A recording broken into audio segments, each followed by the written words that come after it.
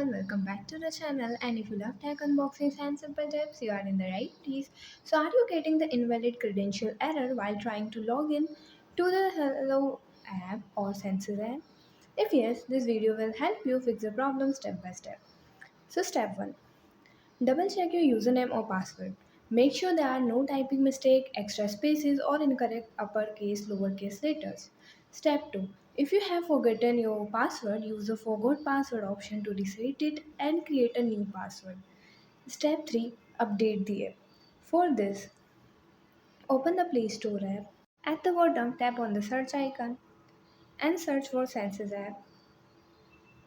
Now update it if not. After this, go back to the home page. Now long press on the app. Tap on eye icon. Now click on storage and cache and tap on clear cache. And yeah, that's it. But if you still face the problem, the app server may be under maintenance or your account may not be activated yet. Wait for some time and try again. And yeah, that's it. And if you find the information given the video helpful, please like the video, subscribe to the channel and press the bell icon for more updates. Thank you.